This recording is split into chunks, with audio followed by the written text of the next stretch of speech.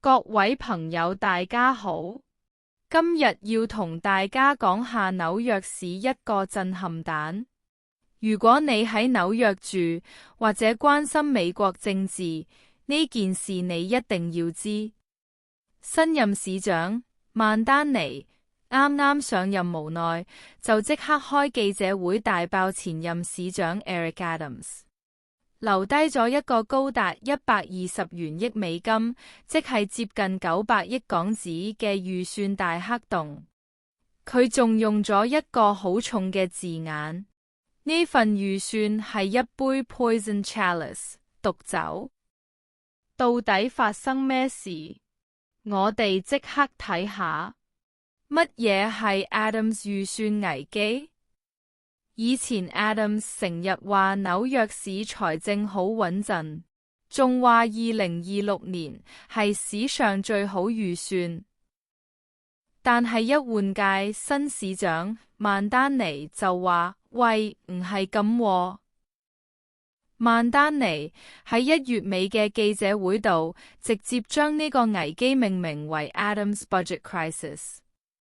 佢形容 Adams 係呢場危機嘅總建築師，指控 Adams 喺任期最後嗰陣，為咗政治面子，故意整靚份數，將好多必開支嘅預算報細咗，留低一大堆蘇州屎俾下一任。具體爆數細節，到底啲錢去咗邊？點解會差咁遠？曼丹尼踢爆咗幾個重點，先講第一，房屋同租金津貼。CDFHEPS Adams 當初預算只係放咗6億，但實際開支竟然要成20億，差咗3倍幾。第二，露宿者庇護中心預算話14億7，點知最後要開成20億，甚至更多。第三，社會福利金 Cash Assistance 之前預算報8億6，實際係要16億。你想象下，呢啲係每個月都要俾嘅基本福利同服務，唔係話你想唔俾就唔俾。曼丹尼話 Adams 明知呢啲開支係避唔到，但喺文件上面寫少啲，等份預算睇落好似平衡咗咁。呢啲咪就係假平衡咯。120億赤字點收科？家陣個黑洞有幾大？根據最新數據，2026財年差22億。2027財年差成104億，加埋埋係自2008年金融海嘯以來最嚴重嘅財政危機。咁曼丹尼諗住點搞？佢係進步派民主社會主義者出身，佢嘅方法好鮮明。第一，搵富豪開刀。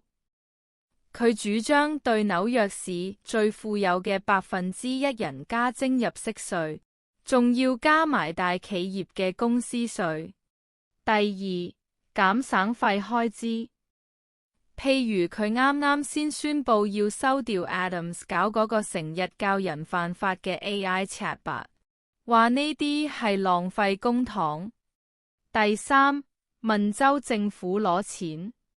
佢話紐約市每年交好多稅俾 Albany 州首府，但係最終回收嘅資源同投入嘅成本嚴重失衡。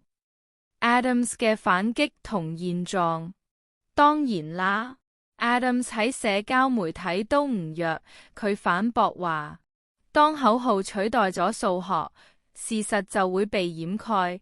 佢強調佢任內又要搞疫後復甦，又要處理移民危機，預算係經過市議會通過嘅，叫新市長唔好淨係識推卸責任。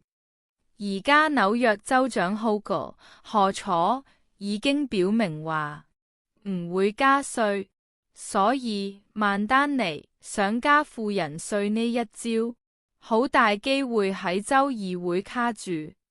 大家點睇？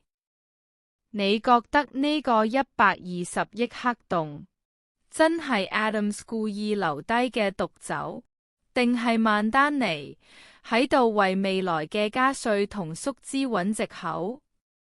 如果你住喺紐約，你有冇覺得啲公共服務差咗？